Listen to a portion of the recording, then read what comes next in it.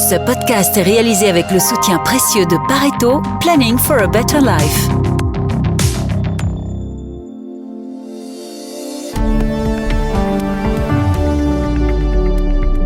Bienvenue dans 7 sur 7, votre podcast quotidien. Aujourd'hui, nous sommes le 12 janvier et nous avons un tout nouvel épisode avec l'invité du Trendstalk. Moi, le fait de grandir, c'est pas pour le plaisir de grandir ou d'avoir beaucoup plus de volume. Aujourd'hui, Olivier Mouton reçoit Laurent Louillet, CEO du groupe Louillet et récemment élu manager de l'année. Le groupe Louillet est une entreprise familiale proposant des services de distribution pour les voitures. C'est une première pour le prix du manager de l'année. Laurent Louillet commence la discussion en nous expliquant son ressenti face à sa récompense. Z sur 7, l'invité du Trendstalk. Une personnalité de premier plan se confie en profondeur sur ce qui a fait son actualité.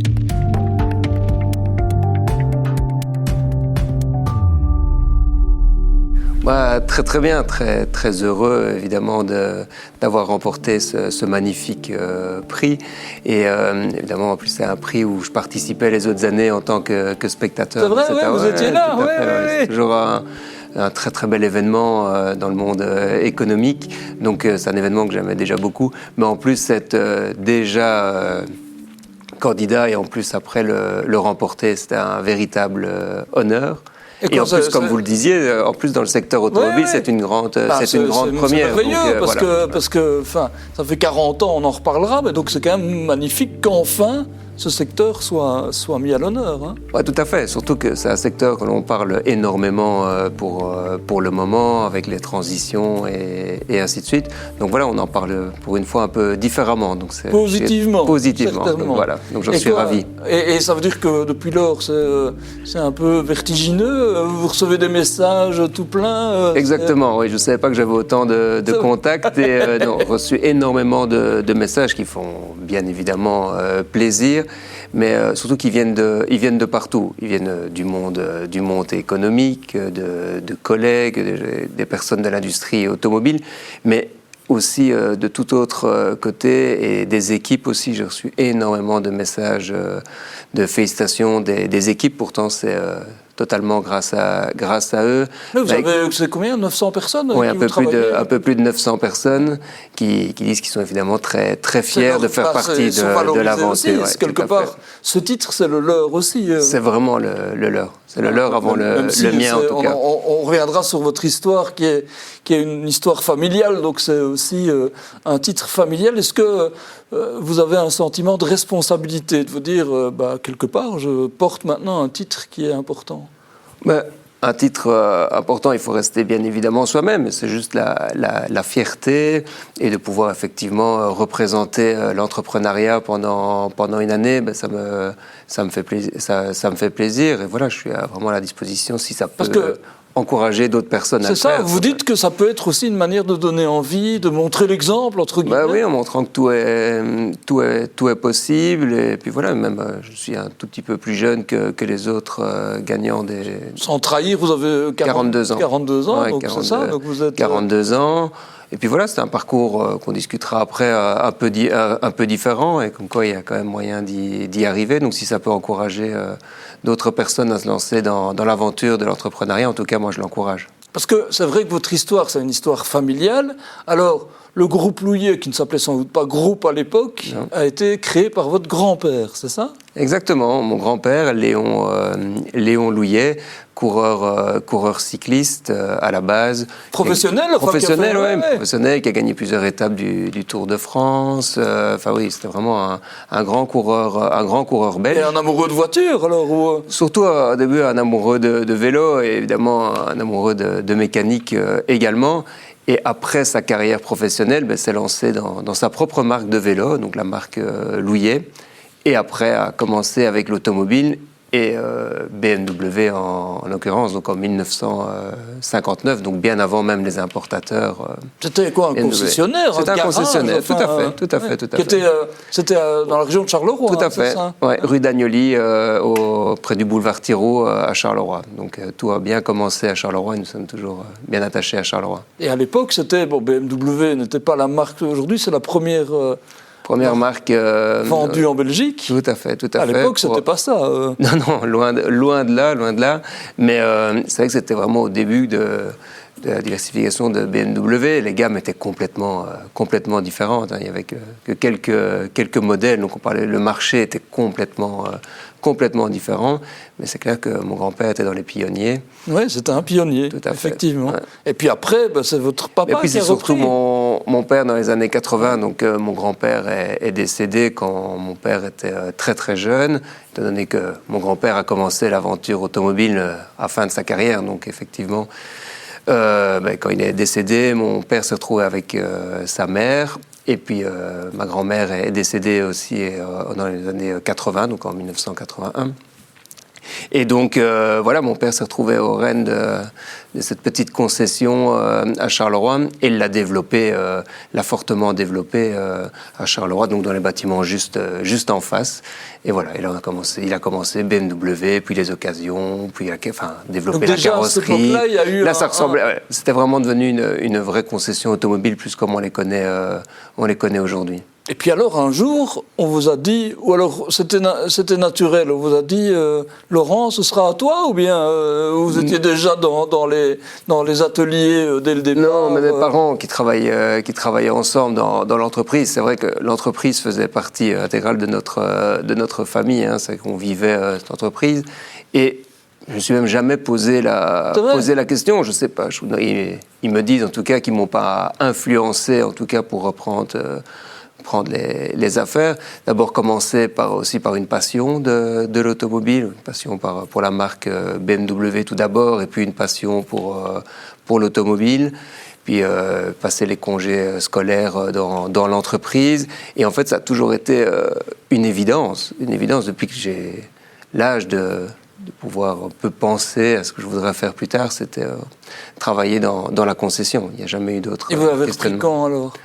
Mais donc j'ai repris au début des années, j'avais 22 ans quand j'ai travaillé officiellement dans la concession, étant donné qu'avant c'était uniquement pendant les stages de vacances, donc juste après mes études. Quand j'ai terminé mes études, je me suis lancé dans une année en marketing à Namur, et à la fin de cette première année, une discussion avec les parents en disant que moi je savais absolument ce que je voulais faire et je voulais pas attendre la fin, je voulais apprendre sur le terrain.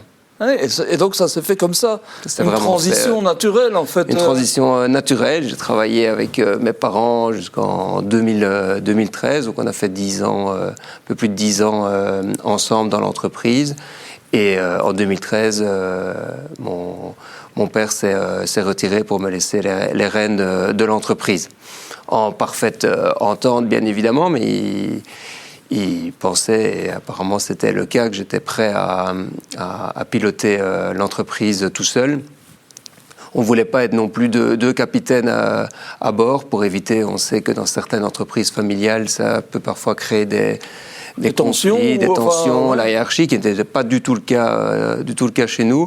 Mais le temps était là, j'étais prêt, lui était prêt à arrêter. Donc voilà, ça, on a bien discuté de tous les comment faire. Et est-ce qu'à ce moment-là, on était déjà, parce qu'on sait qu'on va en parler, c'est un secteur qui connaît beaucoup d'évolution, de mutations, comme beaucoup de secteurs. Hein, mais est-ce qu'à l'époque, c'était déjà une question, il y a pas mal de concessions où les générations suivantes n'ont pas repris, d'ailleurs, on va en parler, vous en avez peut-être profité, mais est-ce que ça veut dire qu'à ce moment-là, on se dit, est-ce que...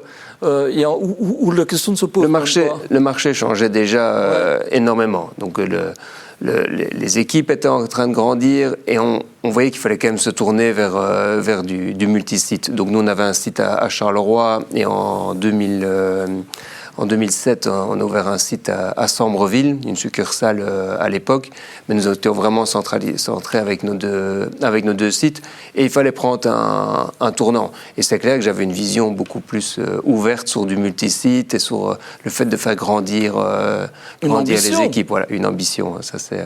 Et une ambition dans un contexte où où petit à petit il y a eu des concessionnaires qui ont fermé, qui ont été à reprendre, ou comment ça marche en fait ? Pas fermé, mais il y a eu effectivement des opportunités pour cette transition qui était en train déjà de se faire et ce changement dans l'automobile et dans la gestion des concessions automobiles, où certains fils de concessionnaires, non pas la deuxième génération ou la troisième génération, n'a pas voulu reprendre pour plusieurs raisons, soit parce qu'ils n'avaient pas la passion effectivement pour l'automobile, ou ne se sentaient pas prêts à reprendre la concession. On n'avait pas envie de ça tout simplement. C'était trop risqué ou effectivement, parce qu'ils savaient bien qu'il fallait effectivement absolument grandir. Ça, c'était...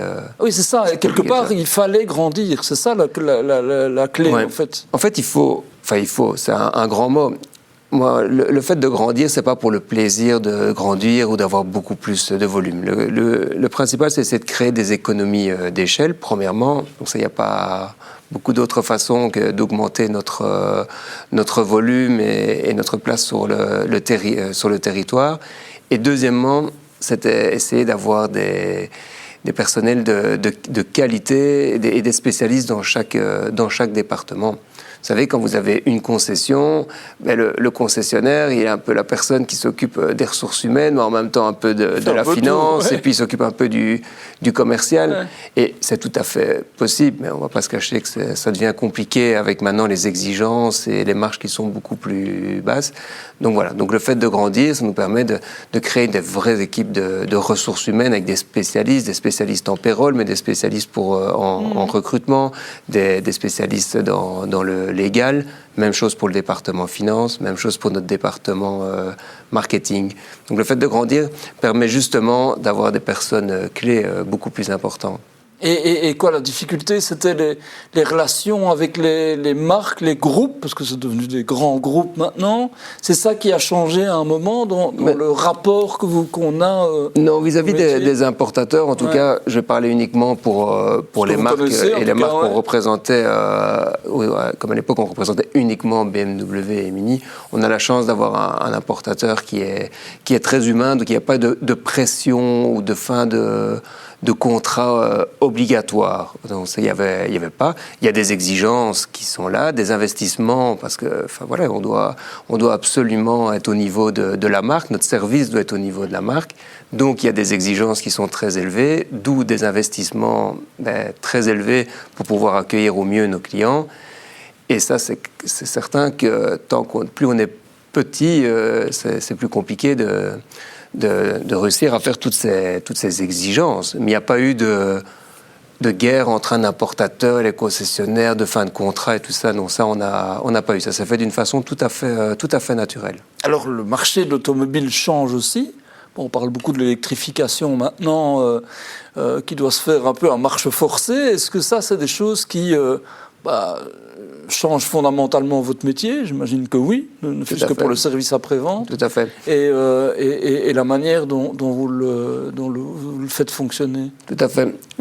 Oui, ça change fameusement le métier, parce que quand on revient dans le passé, c'était assez simple. C'était essence, diesel. Vous roulez beaucoup, vous prenez une diesel. Vous roulez pas beaucoup, vous prenez une essence. C'était assez simple. Vous faites l'entretien tous les X. Voilà, vous passez tous les 20 000 à l'époque, puis 25 000 et 30 000. Et c'est vrai que même pour notre après-vente, quand on a vu les entretiens à 30 000 km, on s'est dit, est-ce que ça va pas avoir un préjudice sur un impact sur votre activité, quoi.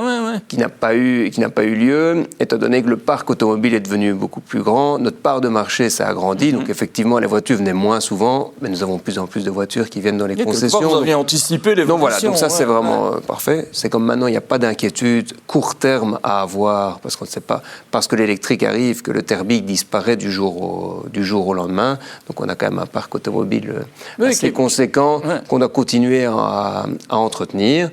Il faut en être conscient que ça aura un impact sur notre département après-vente dans le futur. Nous, le fait de proposer tous les services de A à Z dans une concession pour vraiment créer un one-stop shopping chez nous, pour augmenter le nombre d'activités, en tout cas de gestion de la voiture sur site, pour pallier un petit peu à ces entretiens qui vont disparaître à terme. Mais ils disparaîtront vraiment à terme quand il n'y aura plus de thermique du tout, donc on n'y est pas encore. Oui, on parle de 2035 et ce sera sans doute 2035, reporté. Voilà, mais même imaginons que ça ne soit pas reporté, c'est seulement la vente de véhicules thermiques. Oui. Mais tout notre Ils parc existeront actuel encore, sera évidemment. encore, donc ça nous projette encore. Donc ça donne le du temps thermique, pour s'adapter. Ça donne vraiment ça donne du temps pour s'adapter. Maintenant, il faut toujours regarder vers le futur. Et voilà, mais on a encore le temps. C'est pas la mort du thermique demain. Ceci dit, vous élargissez votre activité déjà maintenant. C'est-à-dire, tout à fait. déjà, vous avez d'autres marques, Ouais. vous avez l'occasion, le vélo, enfin, j'imagine que vous êtes constamment en train de C'est dire vrai que dans notre analyse SWOT de notre entreprise, on voyait quand même qu'on avait tous les œufs dans le même panier. On était exactement dans la même région, avec seulement une seule marque.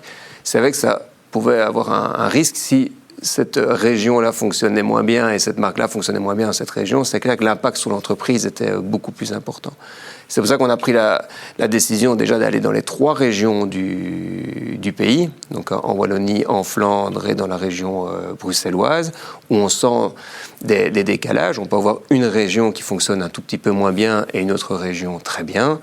Pas simplement au point de vue économique, mais c'est fait aussi par le type de clientèle, voitures de société, particuliers. Donc ça a effectivement un impact. Des régions un tout petit peu plus pauvres que d'autres. Et puis maintenant, on est aussi au Luxembourg pour avoir un marché aussi complètement différent.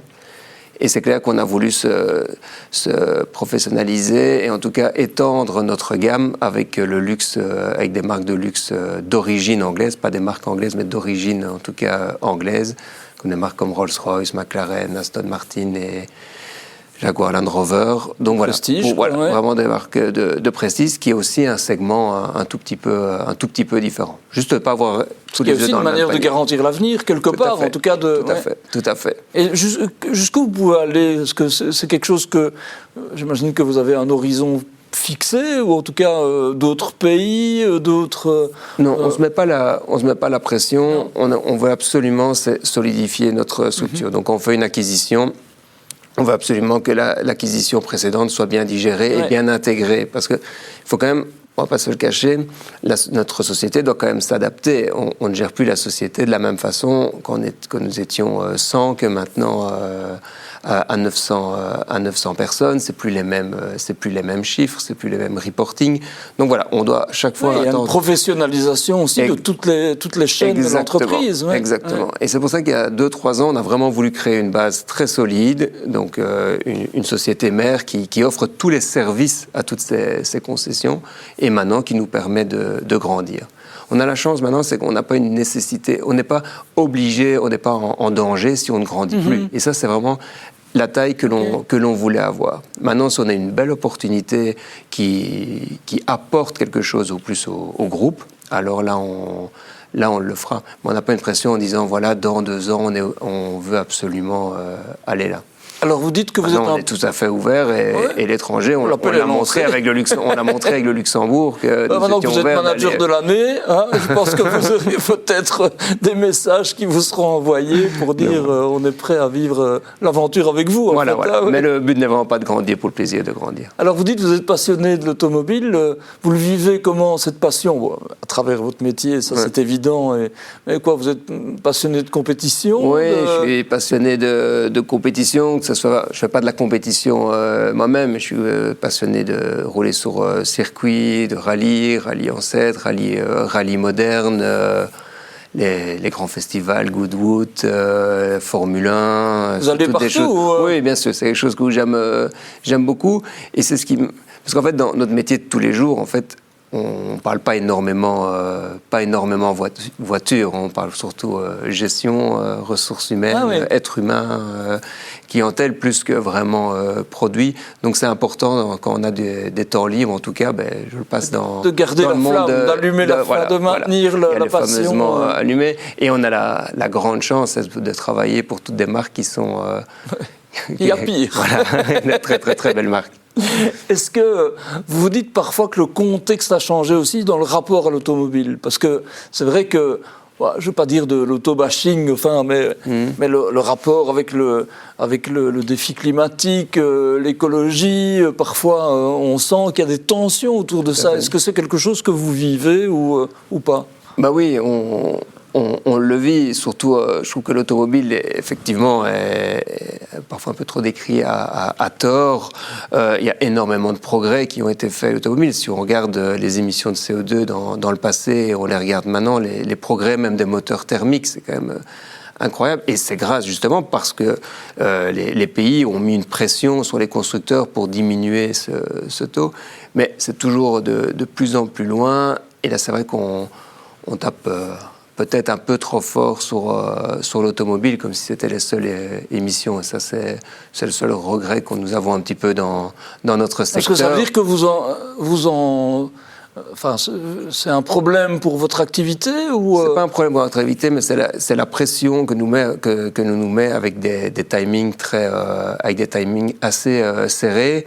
Et quoi, pour changer les choses? Voilà, pour changer les choses. C'est des réglementations. C'est des réglementations surtout européennes. Hein, c'est pas des réglementations belges. Et c'est là où vous dites parfois, on veut aller trop vite, on met une pression qui est difficile à soutenir pour nous. Je pense qu'on veut aller trop vite sans y mettre assez de moyens. Il y a moyen alors d'y arriver plus vite, mais il faut vraiment alors investir beaucoup plus. Et comment Parce qu'en fait, le petit problème, et c'est entre guillemets, c'est que l'électrique est vraiment une très bonne solution. Ça fonctionne très très bien, et pour une grande partie des clients, je pense sincèrement que c'est la meilleure des solutions. Mais ce n'est pas applicable à tout le monde. Et c'est ça la difficulté, c'est qu'on veut l'appliquer à tout le monde. L'imposer de manière on va pas se mentir, généralisée. Celui qui habite en pleine ville, qui n'a pas de garage, et voilà, on lui demande absolument de rouler en électrique, mais c'est peut-être un peu plus compliqué que celui qui a une maison avec sa borne de recharge, sa maison 4 façades avec sa borne de recharge. C'est clair que c'est... Mais il faut pouvoir adapter. Vous aviez dit dans un portrait qu'on avait fait de vous que vous étiez fort attaché à la mobilité individuelle, personnelle. C'est ça aussi. Ça veut dire qu'il faut pouvoir l'adapter aux besoins de chacun, en fait, j'imagine. Ouais. Tout à fait. C'est pour ça que je ne crois pas spécialement, c'est pas que je veux dire que la voiture va rester comme elle est aujourd'hui jusqu'à la fin. En tout cas, je suis persuadé que l'être humain a besoin de cette mobilité individuelle et de pouvoir décider quand lui a envie d'aller quelque part, en ayant beaucoup de solutions. Les transports en commun, je suis pour les transports en commun, mais il faut vraiment une offre qui soit très très large. Il y a plein de villes où on sait très bien voyager avec les transports en commun. Hein. Il y a des trams, des métros toutes les 2 minutes qui sont propres, accueillants. Et donc voilà, c'est toutes des solutions, mais il faut se donner les moyens d'y arriver. Alors vous êtes donc votre entreprise, votre groupe est né à Charleroi. Est-ce que c'est important? Vous avez dit vous restez attaché à cette région. Donc c'est une fierté aussi de dire on a réussi ça. Oui, c'est une fierté parce que toute l'aventure a commencé à Charleroi. Le développement s'est fait à Charleroi. Le siège social est toujours à Charleroi. Et comme vous le savez, parfois Charleroi... Même chose, là aussi, il y a parfois une image qui n'est pas toujours... Une image qui n'est pas tout à fait... qui n'est pas tout à fait la bonne. C'est clair qu'il y a des choses qui sont vraies sur Charleroi, mais il y a beaucoup de très belles choses qui se passent, même en entrepreneuriat, et ce n'est pas assez mis en... Donc vous pouvez être un ambassadeur de cette région-là aussi, en fait. Voilà, je ne veux pas demander ce statut-là, même loin de là, mais en tout cas, je suis fier de représenter les couleurs de Charleroi et montrer effectivement qu'il y a des très belles entreprises, et nous n'avons pas la seule entreprise, en tout cas à Charleroi, qui se développe bien et qui se porte bien. Il y en a énormément. Et de manière générale aussi la Wallonie, qui doit se redresser. Bon, maintenant, on ne va pas parler politique en tant que tel, mais il y a un nouveau gouvernement qui est là. On sait qu'il y a une nécessité d'agir en Wallonie. Là aussi, vous montrez qu'il y a moyen de le faire. Voilà, je crois que la Wallonie a énormément de potentiel. Maintenant, je crois qu'il y a un renouveau, une nouvelle direction, et je crois qu'il faut que tout le monde monte dans le train en même temps, et on doit tous aller de l'avant. Mais il y a vraiment un potentiel en Wallonie. Qu'est-ce que vous avez envie de dire aux jeunes entrepreneurs? Vous avez dit au début, moi, si je peux donner envie, si je peux, pendant un an, représenter l'entrepreneuriat, en fait, qu'est-ce que vous avez envie de dire? Osez, croyez en vos rêves, c'est simplement ça? Exactement, c'est vraiment oser, lancez-vous, mais en tout cas, c'est ma vision, mais avec la valeur du travail qui doit vraiment être centrale. Rien n'arrive sans rien, il faut y mettre de l'énergie, il faut se lever le matin avec l'énergie pour le faire, et rien n'arrive tout seul. Et en tout cas, toute personne motivée avec des objectifs, tout est atteignable, il faut vraiment le vouloir et Parce que ça veut dire que pour vous, c'est un travail intense. Enfin, oui, c'est un travail intense, et c'est là aussi que, je pense, dans la Wallonie, en Wallonie ou en Belgique en général, ou même en Europe, on doit vraiment repositionner l'importance et la valeur pour moi, la valeur la plus importante, c'est la valeur du travail. J'ai l'impression que parfois on l'a perdu un peu, en tout cas qu'on considère que les choses peuvent être acquises de manière plus facile. Tout à fait. J'ai toujours été éduqué aussi comme ça, avec des parents qui travaillaient énormément. Et puis voilà, j'ai pas dit non plus qu'on ne devait pas avoir de vie en dehors de son entreprise, même loin de là. Je crois que c'est important de trouver, et de plus en plus maintenant, de trouver le juste milieu. Mais quand on dit le juste milieu, il y a quand même toujours la partie travail qui doit être importante. Donc c'est une valeur familiale. Les nouvelles générations Louillet sont déjà là ou En tout cas, elle porte déjà la lettre L également. Il paraît que vous avez tout des L. Tout des L, oui, exactement. Depuis votre grand-père ou bien c'était déjà mon grand-père Léon Louillet, mon père Léon Louillet, moi Laurent Louillet, mon fils Louis, ma fille Lola. Donc, Et c'est pourquoi c'est un talisman ou oui, voilà, ça a toujours été... Donc c'est pour ça qu'on porte même notre logo, c'est le double L. Le double L est fortement présent. Et donc quoi, ils sont déjà aussi tous les jours dans les concessions et avec papa. Mais je ne veux pas leur mettre la pression, parce que mes parents ne me l'ont pas mis, cette pression, et j'en ai en tout cas fait et j'ai fait mon chemin comme j'avais envie. Ma sœur avait une toute autre vision, travaille dans l'entreprise, mais n'était pas candidate pour reprendre l'entreprise. Il faut que chaque personne fasse en tout cas ce qu'il a envie de faire. Parce que c'est quand même un fameux défi de reprendre un groupe, tout à fait. Surtout quand il atteint une certaine taille critique importante. C'est vrai que dans le cas quand je parle avec mes enfants, ma fille elle dit on verra, beaucoup moins de pression avec ça. Mon fils, en tout cas, sa volonté, mais je dis oui, mais alors il faut parler néerlandais aussi. Il est parti à l'école, maintenant il est à l'internat en Flandre. Ah oui, donc c'est déjà bien parti, quoi. Donc voilà, en tout cas, mais sans pression. Il fera ils feront surtout ce qu'ils ont envie de faire et ce qui les rend heureux dans le futur. Oui, parce qu'en même temps, c'est important. J'imagine que d'être héritier d'une tradition, d'une passion, parce que c'est ça. Ça veut dire qu'on a envie de la perpétuer. Bon, vous avez encore le temps. Tout à fait. On a encore le temps, on a encore beaucoup de choses à faire. On ne sait pas comment sera le marché dans le futur. Est-ce qu'ils auront cette fibre-là? S'ils l'ont, bien évidemment, je serai très heureux de passer la main à une 4e génération. Mais comme vous le dites, j'ai encore le temps. Encore le temps, c'est très très bien d'ailleurs. Et quand est-ce que vous avez envie de faire passer des messages? On l'a dit, pour donner peut-être envie à ceux qui ont envie de se lancer dans l'entrepreneuriat au sens large. Par rapport aux autorités, on l'a dit, il y a trop de réglementation. Est-ce que c'est ça peut-être le point sur lequel vous insisteriez, de dire simplifiez-nous la vie en fait? Oui, bien sûr, comme dans beaucoup de domaines. Mais moi, si je pouvais en un claquement de demander quelque chose, je vous donne la baguette. Je veux bien respecter une décision, mais il faut une stratégie claire. En fait, c'est le manque de vision long terme et que tout soit remis une stabilité aussi, il faut quelque part une clarté sur ce qu'on vous demande. On est notre ligne, on veut arriver là. Voilà, pour y arriver là, il faut faire ça comme sacrifice, parce qu'on n'a rien sans rien. On doit accepter quand même de chaque fois se remettre en question, mais qu'on ait une ligne directrice en disant voilà, et pas tous les quelques années, tous les 5-6 ans, dire ah oui, mais pour finir ça on va peut-être remettre, oui ça c'était déductible, mais maintenant on va plus le mettre, ça on va mettre un malus à la place d'un bonus. Et ça c'est très compliqué à gérer et à intégrer dans le business en fait. Ouais, tout à fait. C'est vraiment le reproche que j'ai à la politique au sens large, vraiment au sens très très très large, et j'irais même plus loin parfois européenne. C'est justement cette manque de vision vers le futur et puis se donner les moyens pour arriver à ces objectifs. Encore une fois, si demain on décide de créer une société, on a beau avoir la belle idée, tout est prêt, mais on ne se donne pas les moyens d'y arriver, donc ne fût-ce que d'y mettre de l'énergie, jamais nous allons arriver à nos objectifs. Donc je crois qu'on se fixe nos objectifs et puis on s'en donne les moyens.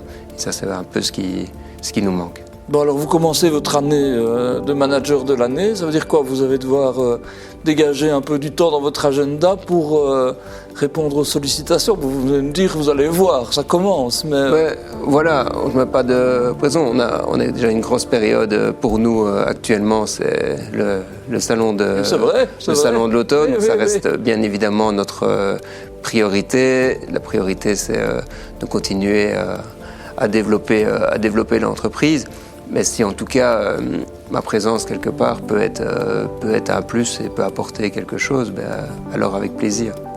Merci de nous avoir écoutés. Pour rappel, il s'agissait de Laurent Louillet, CEO du groupe Louillet et récemment élu manager de l'année par Trends Tendance. On entendra sûrement encore parler de lui pour cette année 2025. Je vous donne rendez-vous demain pour un nouvel épisode de Z sur 7. Olivier Mouton recevra Benoît Vandenhove, CEO d'Euronext Brussels, pour parler d'investissement. Mais avant cela, voici une rubrique d'1 minute sur l'inflation en collaboration avec Pareto. Restez à l'écoute.